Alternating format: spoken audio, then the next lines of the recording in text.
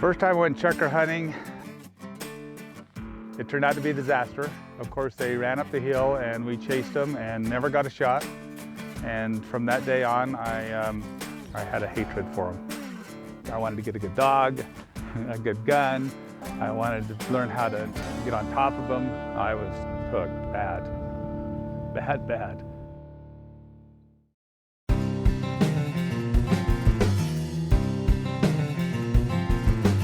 It's an interesting story because Utah's well adapted for chukar partridge, which come from Turkey, Middle East, Pakistan, Afghanistan, Kurdistan, all the stand places. In 1935, they had some chukars brought in, and they released some of those. It wasn't a lot. Some more were released in 1951 when the Fish and Wildlife Service brought a bunch of chukar back straight to Utah from Turkey. Chukar live in really interesting terrain. Most of it's on public land. Chukar like it dry, and they like it steep, and we've got a lot of dry and steep. And if you've ever seen the terrain in a place like Afghanistan, it's a lot like the West Desert of Utah. It's just like where they came from, so they do really well. And there's lots of ugly places in the West Desert that wouldn't have anything if it wasn't for chukar.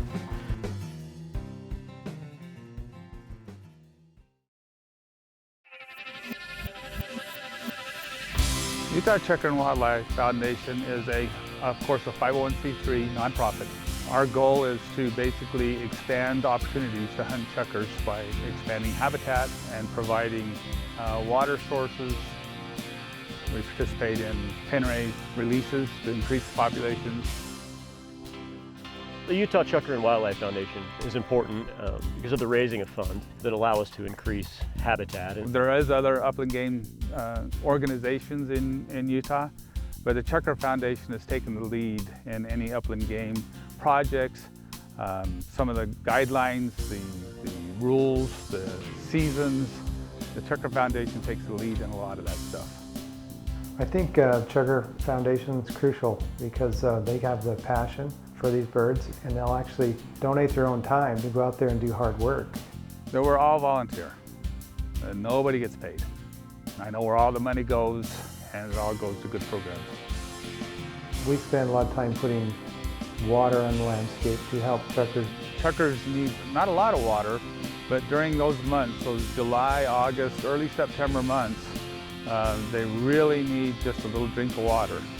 In Utah, there's a lot of mountain ranges with no water sources on them whatsoever, and if we provide a water source, then we can expand the range of the chukar population. Our main project that we do is locate water sources called guzzlers for small game animals. DWR has limited funds and limited resources. We can provide equipment and guzzlers and things, but we don't have the manpower, so we rely on those private organizations that are really passionate about those things to supply us with manpower to help us get those projects done. We get the approvals for it, we get the funding for it, we get our volunteers to go out and install them. These projects provide water for everything that's out there, so we're glad to have the Chukar Foundation help us with these projects.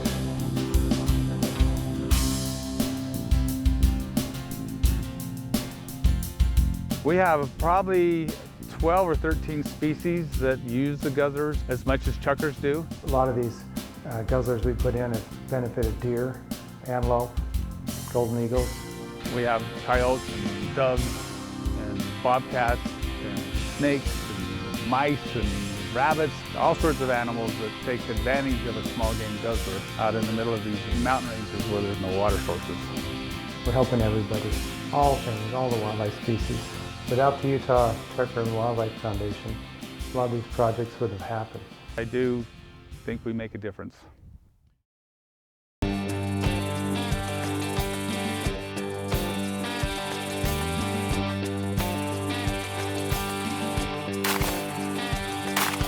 Told me you'd be home by 10, but it's closing in on 1. I called 3 times to make sure you're alive. You ain't answering your phone, so tell me now. Is it still all in my head? Chukar hunters are crazy. They're not right. You've been working late I mean, there is a saying that the first time you do it for fun and every time after that is revenge. Yeah, I've hunted chukar a few times and I'm still in the revenge portion. It's not for the weak-hearted and weak-minded, because you got to push yourself through to it. It offers great opportunity for dogs. They hold for point really well. They live in coveys. On good years, there's lots of them. It's pretty much steep and rocky, and then you get put a little snow to it, and it could be even treacherous. It is a big challenge. Just finding them is a challenge, and hitting them is even a bigger challenge. On public land, the opportunities are almost endless. So it really offers the sportsman a unique opportunity here in Utah. It's just fun. It's not necessarily, even if you get anything, it's just fun to get out and walk around and enjoy it, Utah. Chukar hunters, they're not normal. There's something wrong with them, but they've been really good friends. My friendships that I've made through the Chukar Foundation and through some of the dog people has just been awesome. They're a group of people that I think would, if I was lost, they'd come find me. If I was hurting and broke down, they'd come fix me. I mean, they're just amazing people. Pretty amazing. Those guys go out on a Saturday and spend their days off putting in guzzlers and doing the hard work that we do on those. I like that they take the time to drive 3 hours somewhere and spend a couple hours with me digging holes and pounding posts and things like that. You can tell that they're passionate about chukar. Without those dedicated individuals that go out there and help us put this stuff on the ground, those projects would not have taken place. They're kind of a special breed.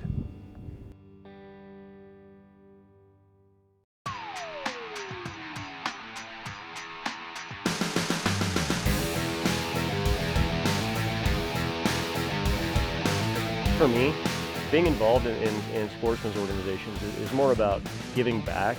Hunters provide all the money to manage every species that we manage in the state. So they're the ones paying the bills. So without hunters, we couldn't manage wildlife effectively. An individual can make a lot of difference.